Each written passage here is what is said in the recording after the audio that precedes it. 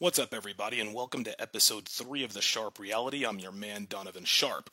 Be sure to follow me on Facebook at Donovan_Sharp, like my Facebook page, and of course, if you have any questions, comments, or if you want to tell me I'm a faggot with a 2-inch cock, go to the contact tab on thesharpreality.com and tell me what's on your mind.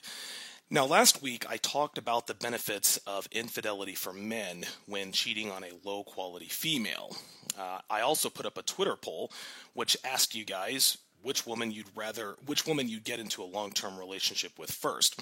The 4 choices were a single mother of 1, a chick with tattoos and piercings, a post-war divorcee with no kids, or a current fuck buddy on your roster. The friend with benefits was the runaway winner, with 47%, with the other 3 options splitting the remaining 53% at around 17% apiece, pretty much right down the middle. The interesting thing about these results is that it proves that regardless of whether or not you have game, whether or not you have red pill awareness, we all have different preferences in terms of women. Some dudes like dating single moms because their particular brand of game works best with them. Some men like dating older women with no kids for the same reasons, and so on and so forth. So thanks to everyone who voted on that Twitter poll. Now today, I'm going to talk about how I got into and continue to stay in great shape. As I said at the end of my last podcast and in my introductory podcast, I'm not a fitness expert, I'm not a nutritionist, so this isn't going to be the typical eat less, exercise more, garbage in, garbage out bullshit we've all heard our entire lives. We all know all of that stuff. All that stuff is par for the course. We get it. What I'm going to share with you today are the actual strategies and techniques that I have used myself that I've gotten the best results with. So again, this is going to be based on what I've experienced rather than what I've seen or heard. This isn't theoretical. These aren't, suggestions or things that I haven't tried myself. I've actually done these things and continue to do these things. And because of that, I maintain being in great shape and quite literally in the best shape of my life. Now, before I get started, I'll go ahead and let everyone know that this is not medical advice and that you should absolutely consult your physician before you start any exercise, diet, or supplemental regimen or plan. I just wanted to go ahead and get that disclaimer out of the way. These are merely suggestions just based on my personal experience. Definitely be sure to talk with your doctor before starting anything regarding weightlifting, cardio, diet, etc. So, there are 4 things that I've done, or the 4 things that have worked the best for me and the 4 things that I continue to do to this day that keeps me in the best shape of my life. In no particular order, the first thing is the keto diet. The second thing is a weightlifting program called Strong Lifts 5x5. Number 3 is major cardio. And number 4 is testosterone and HGH. So I'm going to go through each of these one by one and sort of explain how it's worked for me, what I would suggest for you, etc., etc. So let's go ahead and get started. So number 1, the ketogenic diet. Most of us have heard about the keto diet, and I'll go ahead and explain briefly what that is in layman's terms. The keto diet is basically a high-fat, high-protein, low-carbohydrate diet. So you're going to eat or consume 100 grams of carbohydrates or less per day. What this does, and again, I'm not a nutritionist expert, I'm not a doctor, but again, in layman's terms, what this does is this throws your body into what's called ketosis, which uses fat for fuel, which leads to rapid fat loss. The second thing that this does is that it drastically curbs your hunger. When I'm on the keto diet, I am never hungry. I don't ever get hunger pangs when I'm doing keto. That almost never happens. The third and most important thing is that it helps you to keep your muscle. And the reason for this is because it burns mainly fat to fuel your body for everyday activities, exercise, what have you, and it keeps the muscle on your frame, which is extremely important. It does you no good to be burning all of these calories if you're going to be burning into your muscle. You want to stay lean, you want to stay healthy looking, you don't want to get skinny fat. You can get a box of keto strips at your local drugstore for $8, maybe $10, and the keto strips will tell you whether or not you're in ketosis. So if you start the keto diet on a Monday, you're not going to be in ketosis 24 hours later. You have to do it for 3 or 4 days. Sometimes it takes a little less, sometimes it doesn't. Sometimes it takes a little bit longer depending upon who you are in terms of your body composition. But if you want to know up to the second, hey, am I in ketosis or not, get a box of keto strips. They're cheap, and that'll definitely keep you on track and in the know. Now, some people, like myself, like to start out on the steak and eggs diet, which is steak and eggs twice a day, which has absolutely zero carbs. That's what I've done to put my body into hyperdrive in terms of ketosis. You get into ketosis very quickly because you're not consuming complex carbohydrates, which are good for you, and you're certainly not consuming simple carbs, junk food, potato chips, candy, cakes, cookies, etc., etc. So you start off with the steak and eggs diet, and I do that for about a week and a half or so, and it gets a little old, don't get me wrong. So for me, I'll change it up and expand my menu. Now, when I do that, I'll make, keto-friendly casseroles. I'll store them in containers where I can just heat them up later, which saves time. So when I'm off steak and eggs, my typical day goes like this. For breakfast, I have bacon, eggs, and sausage. Sometimes I'll throw a little bit of cheese in my eggs if I'm feeling particularly hungry that day. For lunch, I'll have one of my casseroles, or I'll take cold cuts with cheese. I'll roll them up with a pickle maybe and dip them in mustard. That helps me, again, to stay in ketosis. And then for dinner, I'll eat a couple of chicken breasts. I'll have some fish, maybe a steak or a hamburger patty. Of course, depending upon what my mood, what mood I'm in, depending upon what I like. The point is that I'm consuming mainly protein and fat. Fat doesn't make you fat. It's the sugar and the carbs that make you fat. And the ketogenic diet absolutely eliminates all of that stuff. There are a ton of recipes and ideas online that you can use to fit your schedule, your lifestyle, personal preferences. A couple of ideas, a couple of tips that I would recommend when you're on the ketogenic diet is bulletproof coffee in the morning. You can Google bulletproof coffee. You don't have to actually buy it, bulletproof coffee, from the website. You brew your own coffee. You add a tablespoon of butter and a tablespoon of coconut oil or MCT oil. You blend it up and you drink it. It gives you an instant energy burst, and it's a good, clean, low level of energy. It also helps quell the hunger. So when I get up in the morning, I'll down a cup of bulletproof coffee. It helps stave away my hunger. It gets me through my workout and holds me over until breakfast. I would also recommend having a cheat day every 10 days or so to replace your glycogen stores. When you first start out on the ketogenic diet, a lot of people, and fortunately for me, I didn't go through this, but a lot of people have feelings of malaise, laziness, because your body is working differently. It's using an alternative source in your body for fuel. And when your body is burning fat rather than using other things to fuel your body, it feels a little bit different, and it takes a little getting used to. So by having a cheat day every 10 days or so is what I do. It replaces your glycogen stores. It helps you feel normal, gets you ready for the next keto cycle. Again, talk to your doctor before you start this. Do the research online. You can learn more about it, how it'll affect you. You can tweak the plan according to your body makeup and lifestyle. The bottom line is that the keto diet works, and it works very well. I've done it for well over 3 years. It keeps me nice and lean without eating away at my muscle gain. So definitely give that a try. That's the first thing that I do. The second thing that I do is called Strong Lifts 5x5. A while back, I read an article on Return of Kings entitled "The Only Two Things a Man Can Count On," and those two things are your body and mind. Now, in the body section, he talked about a simple yet effective lifting program called Strong Lifts 5x5.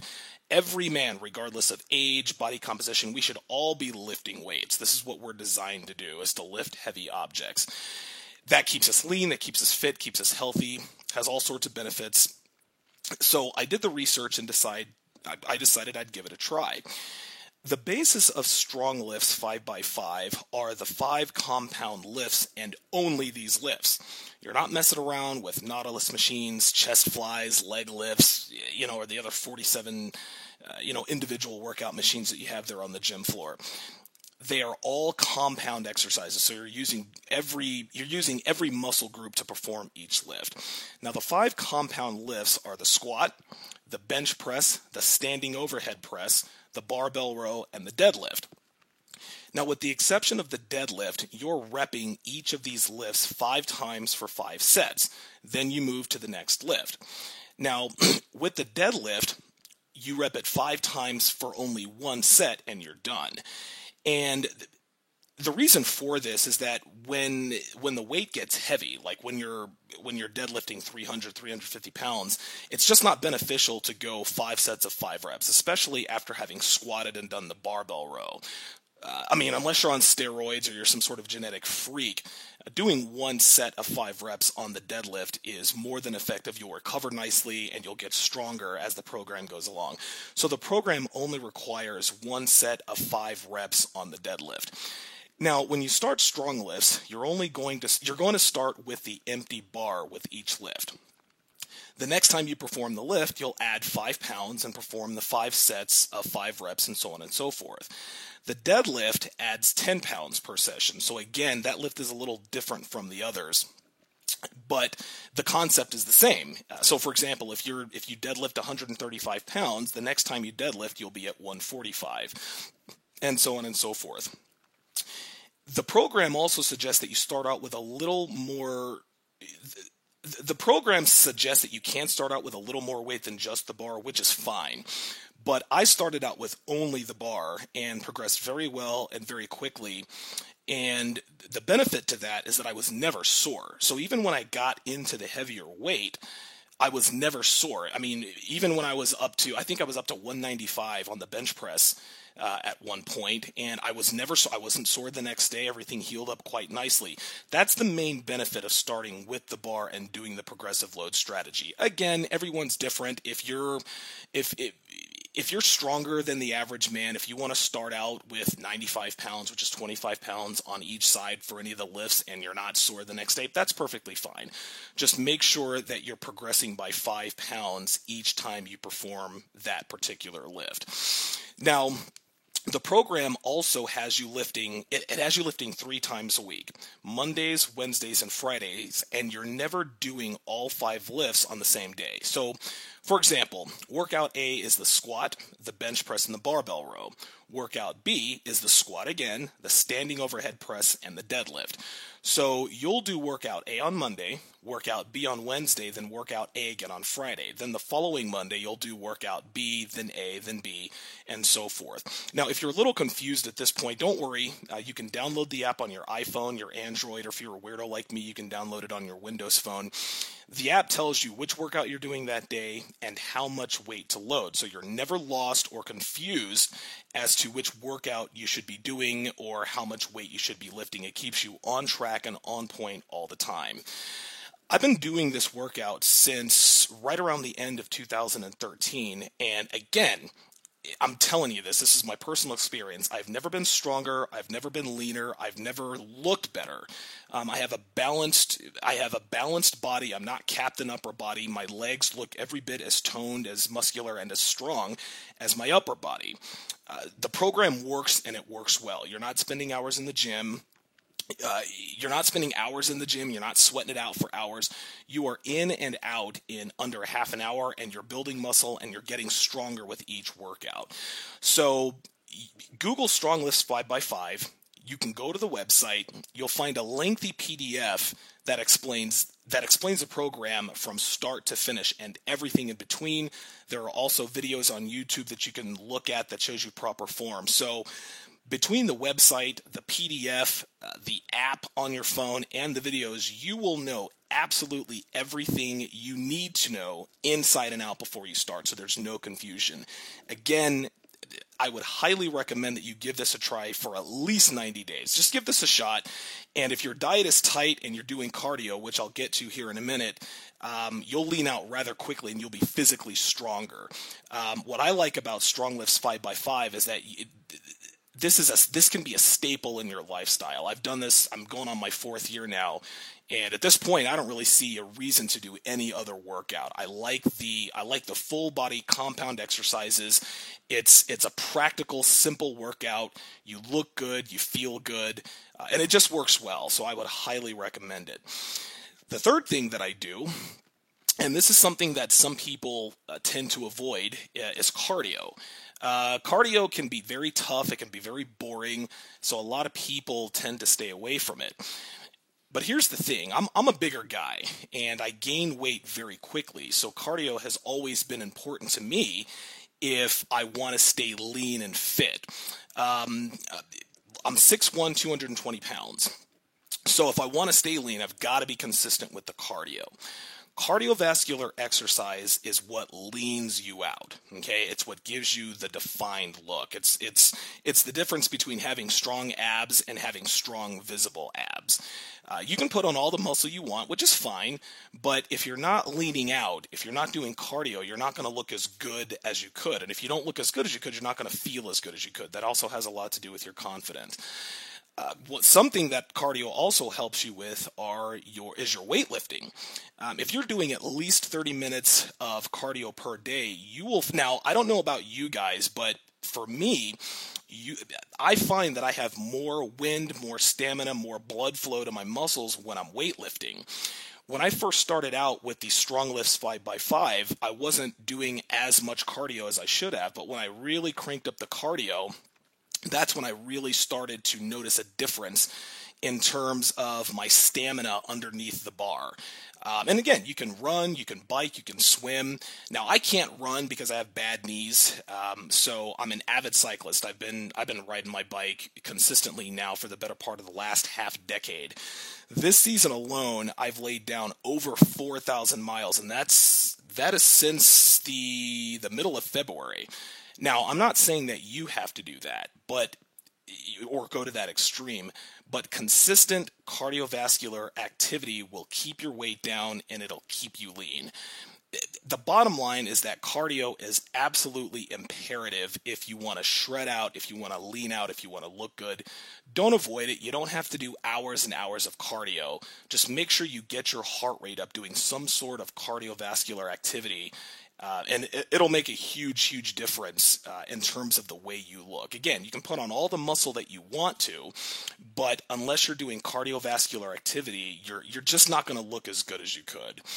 The fourth and final thing that I do and that I've done consistently is testosterone replacement therapy. Now, again, this is not medical advice. So again, be sure to talk to your doctor about testosterone replacement therapy. I'm not going to get into the dosages that I take or how often I take it. That's between you and your doctor. But I'm 39 years old, so my testosterone obviously isn't as high as it was when I was 29 or even 20 years old. So I decided to get on testosterone replacement therapy. I talked to my doctor. He gave me the recommended dosage. Guys, this is an absolute game changer, and I am not exaggerating. TRT literally threw my body into hyperdrive, okay? It makes you stronger, it gives you more wind and stamina for cardio, you recover extremely quickly so you can intensify your workouts and the frequency. You sleep better, you fuck better, you have a higher sex drive, stronger bones, you burn more fat, you build more muscle. I mean, I could go on and on all day, but testosterone replacement therapy is absolutely as advertised, and I can personally attest to that, having been on TRT for years. It's quite literally the fountain of youth. It's the best decision I've ever made for my body because I get so much more out of my workouts, and it shows big time. The great thing about TRT these days is that it's not that expensive. I remember when TRT first hit the market, the doctor visit used to be, somewhere around $500-600, and then of course the actual testosterone was extraordinarily expensive. These days, because it's more widespread, and more doctors are are prescribing it, subsequently the cost has gone down. So it's really not that expensive. And trust me when I tell you guys, it is more than worth the money, and it pays for itself many, many times over. So I would highly, highly recommend that you do some research, read up on it, talk to your doctor, try it out. Look, I'm not paid to endorse this. There's no particular brand I'm going to recommend. I'm just telling you that I've done this now for years, and it's absolutely changed my life. It's the most unbelievable thing that you can do for your body. So if you're on the fence about it, talk to your doctor, give it a try. And look, I know I sound like a commercial, but I'm telling you guys, straight from the horse's mouth, this shit works, and it works well. So talk to your doctor, give it a try, and I can personally assure you that you will definitely be glad that you did. So tying it all together, between the keto diet, the strong lifts, the cardio, the testosterone replacement therapy, this combination has worked the best for me. Again, I'm 39 years old, and I've done this particular 4-pronged strategy / technique for the past 3 or 4 years, and I stay in great shape. There's never a drop off. There's never a fall off. Sure, I do a little bit of traveling every now and again. I was in Hawaii last week, so of course, I'm eating a bunch of burgers, drinking a bunch of drinks, and having a good time. But as soon as I got back, I didn't suffer any sort of loss in gain. Any muscle gains. I didn't suffer any loss in stamina.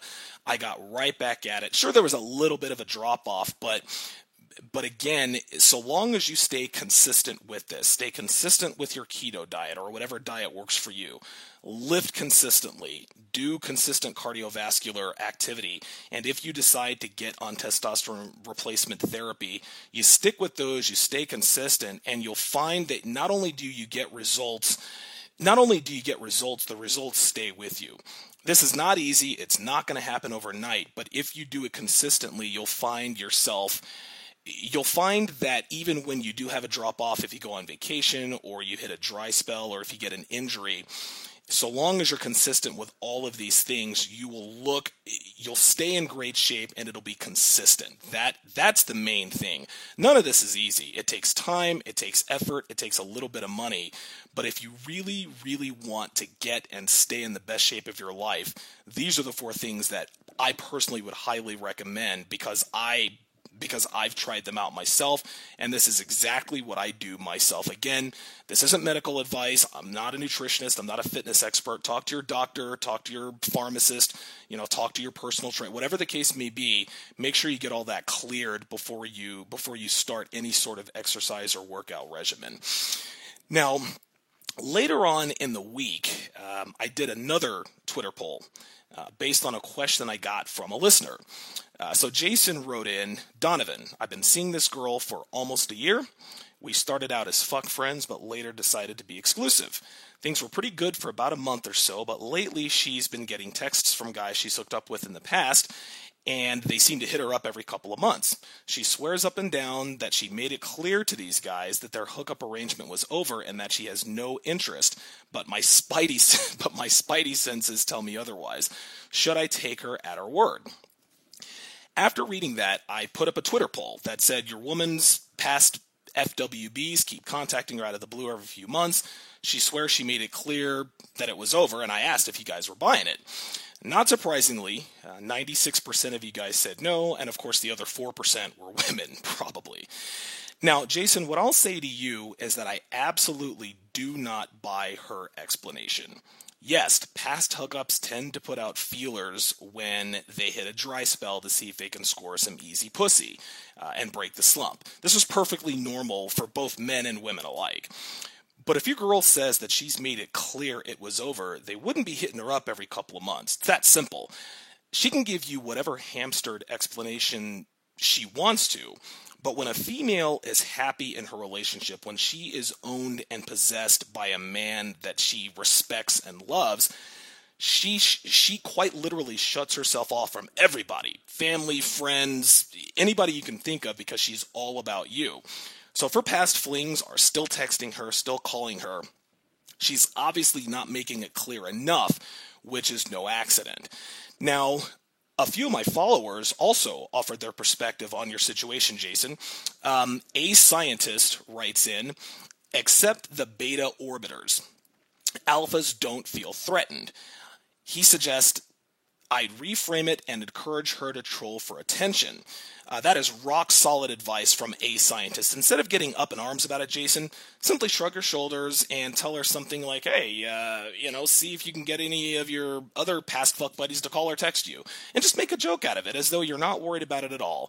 Not only will that quell the behavior, she'll grow more attached to you because you're showing her that you're not the least bit worried about her going anywhere.